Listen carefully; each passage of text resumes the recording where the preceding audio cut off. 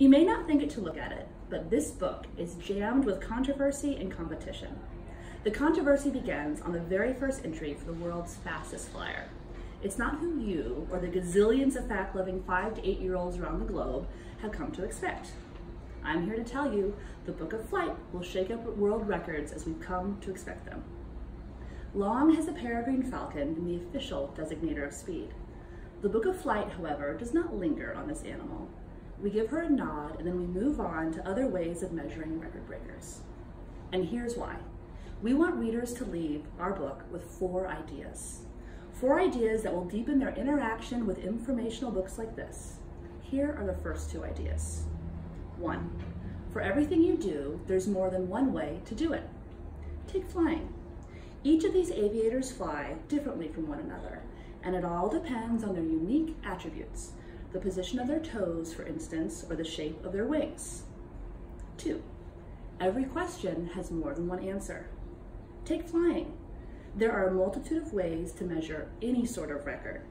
The animal that flies the fastest while diving, for instance, is not the same as the animal that flies the fastest while soaring, but both can be called the fastest flyer. Now, about the competition. Each aviator in this book celebrates their own way of flying, subtly and not so subtly claiming that they are the best at flight. Page by page, animal by animal, the competition builds, until we get to the end and realize that each animal has a special attribute, be it minuscule feet or scaled wings, that allows them to be the best at something. And this leads me to idea number 3. Readers can and should identify their own accomplishments as record breakers in some setting.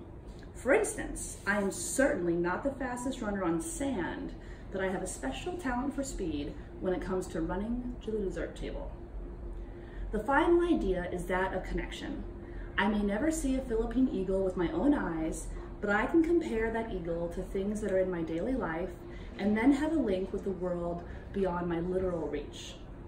The body of the Philippine eagle is the same height as a St. Bernard I grew up with. The size of the Draco lizard is similar to that of a crayon, and the length of the emperor dragonfly matches that of a New York Public Library card.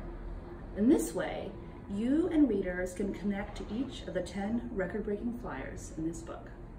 Thank you.